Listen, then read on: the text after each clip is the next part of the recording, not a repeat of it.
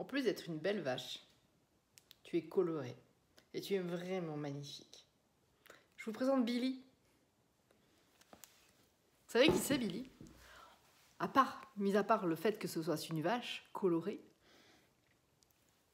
toute mignonne, c'est une âme tellement sensible. Parce que c'est une vache. Alors forcément, mon chat qui est juste derrière ne te dira pas le contraire. Il te dira juste, oui mais la vache tu la manges. Alors, t'es pas un être si sensible que ça. Alors, je vais pas lancer le débat des omnivores, des végétariens, des végétavores et des personnes qui mangent ou pas des vaches, juste pour te dire que Billy a une particularité. Et est-ce que tu veux que je te raconte mon histoire? Ça te dit? Je l'ai pas rencontré dans le pré, mais je l'ai rencontré dans un magasin où je me suis dit, waouh, ce jour-là, je me suis dit, j'ai envie de m'acheter quelque chose qui me fasse plaisir, quelque chose qui soit coloré dans ma vie, parce qu'en ce moment, ça va pas très très fort, et j'avais envie de mettre de la couleur dans ma vie. Il y a quelques années, j'étais habillée en noir et en blanc, qui ne sont pas des couleurs, qui sont juste l'expression de moi-même, aussi terne, malheureusement, de mes journées. À l'époque, c'est vrai que ça allait pas très très fort. Je m'enlisais dans mon quotidien. J'étais vraiment en manque d'inspiration en plus dans mon travail. Et j'ai rencontré cette vache. Voilà. À l'époque, j'étais malade. Assez malade en fin de compte pour parler avec des gens. J'osais pas trop parler de moi à l'époque. J'osais pas trop parler de ce qui n'allait pas. Et puis je me suis dit, tiens, je vais faire comme un gamin, je vais m'acheter un doudou. Donc je te présente Billy ma vache, mon doudou. Et pourquoi tu vas me dire, mais c'est quoi le sujet d'aujourd'hui? Eh bien, je vais te dire le sujet d'aujourd'hui, en parlant d'une vache, en parlant d'animaux, en voyant mon chat à côté là qui est en train de se dorloter, c'est de parler de sensibilité. Et en particulier d'hypersensibilité. Qui ici lève la main est hypersensible? Moi, je te lève doublement les mains. Et même si je pouvais, je te lèverais même mes pieds. Pourquoi l'hypersensibilité est un sujet qui me tient à cœur? C'est juste pour te dire que l'hypersensibilité est une force. En fait, c'est comme si tu étais un chat et que tu avais plein d'antennes. Alors, au lieu de capter, comme la plupart des humains, des choses qui viennent, l'hypersensible, lui, il a plein de capteurs autour de lui, de la tête aux pieds. Il ressent tout fois 10, fois 1000, fois 1 million. Il va ressentir ce qui est à peine grave comme une tragédie. Ce qui est juste triste comme une dramaturgie. Ce qui est juste marrant comme une rigologie. Et puis donc en fin de compte, tout s'amplifie. L'hypersensible met le bouton saturation, le bouton du volume hyper haut. Et donc en fin de compte, au lieu de vivre les choses de manière agréable, quelquefois, ça devient tellement frontal et ça devient vraiment invivable. Voilà. À l'époque de ma vie, je ressentais les choses comme ça. Je les ressens aujourd'hui moins, mais je sais comment faire pour jongler avec. Alors oui, on te dit, oui, hypersensible, hyperpotentiel, hyper émotionnel. J'ai envie de dire, moi je m'en fous de cette étiquette débile. Ce que je vais te dire, si tu es hypersensible, c'est qu'au lieu de fuir qui tu es en te blindant comme un gladiateur, là, en faisant le 300, c'est ce qui m'est arrivé dans ma vie, donc je dis, bon, ok, je suis hypersensible, je veux plus de cette hypersensibilité. Je vais m'y cacher derrière l'image d'une guerrière, une femme qui ne ressent plus rien. Eh bien, en fait, ça n'a pas duré très très longtemps. Parce qu'en fin de compte, le naturel, il revient au galop. Billy la vache, avec qui j'ai eu longuement le temps de discuter, un peu comme la femme avec sa bûche dans David Lynch, si tu connais, eh bien, comment moi, comment toi, hypersensible, tu vis de manière agréable avec ton hypersensibilité? Première chose, accepter les émotions, les accueillir. Tu acceptes la colère, tu deviens un tyran. Tu acceptes l'émotion sensibilité, l'émotion de pleurer, et tu sanglotes. Aujourd'hui, pour accueillir ton émotion, il faut apprendre à lui mettre un mot dessus. Si tu es en colère, tu as le droit de dire « je suis en colère ». Ok, qu'est-ce qui me rend en colère? Comment je peux accueillir cette émotion et lui dire « ok, il n'y a pas de souci pour moi, je t'accueille comme une amie ». Et tu arriveras, à chaque fois qu'une émotion bizarre ou intense arrivera de nouveau, à l'accueillir de la manière la plus confortable possible, au lieu à chaque fois d'en faire une dramaturgie, une scène ou une rigologie. Donc voilà, Billy m'a appris cela, à accueillir l'émotion qui me vient, lui donner un nom et l'accueillir telle qu'elle est. Deuxièmement, apprends à te détacher du regard des autres. Quand on est hypersensible, en fin de compte, on se dit « oh là là, ça monte, ça va venir, qu'est-ce que les gens vont penser de moi ?» Tu te mets à regarder à droite, tu te mets à regarder à gauche. Et puis en fait, tu te coupes de tes émotions, tu dis « ah non, je vais avoir trop honte de pleurer ou de me mettre à crier, là. Je vais faire comme Stephen, tu vois, dans Vampire Diaries, je vais me couper de mes émotions et je vais devenir un véritable mur de glace. Ou alors, j'explose. Et après, je le regrette, parce que qu'est-ce que les gens ont pensé de moi? Donc deuxièmement, pour te détacher du regard des autres, déjà, apprends la première étape, à mettre un mot dessus. Et la deuxième, ça va te permettre de te dire « mais si je suis pas content, eh bien, je le dis de la manière qui me semble la plus appropriée pour moi. C'est vrai, quoi?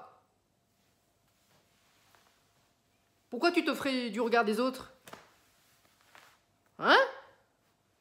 Pourquoi les autres ont tellement de pouvoir sur toi? Alors que ton hypersensibilité, elle demande juste à sortir.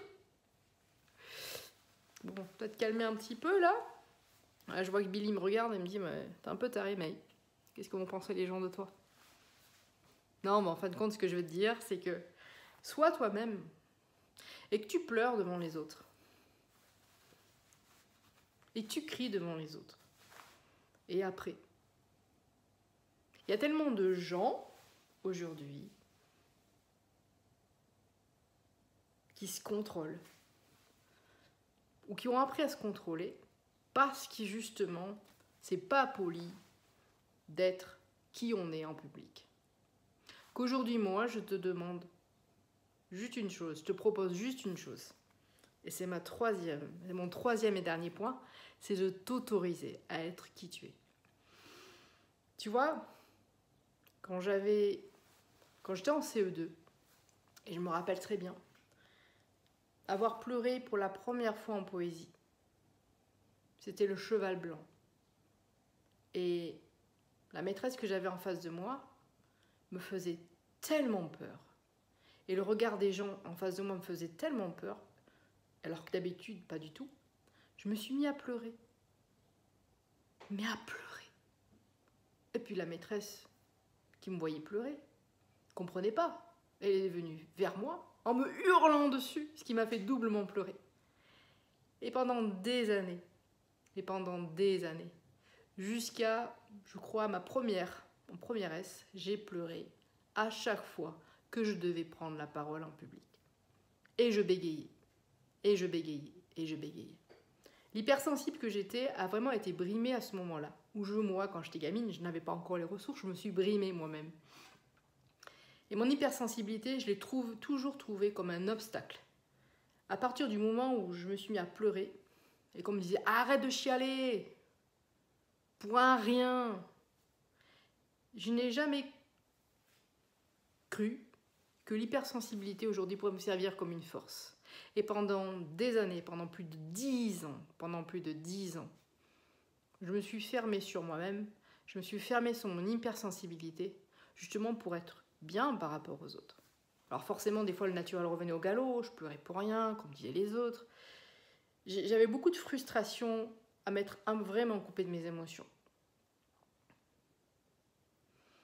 Et donc voilà, aujourd'hui, cette vidéo, elle te sert. Si toi, tu es hypersensible et que tu juges que ton hypersensibilité peut te nuire dans ton quotidien, au niveau du regard des autres, au niveau de tes amitiés, au niveau de tes relations sociales, au niveau de toi-même, eh bien j'ai envie de te dire non. L'hypersensibilité, c'est ce qu'il y a de plus beau au monde.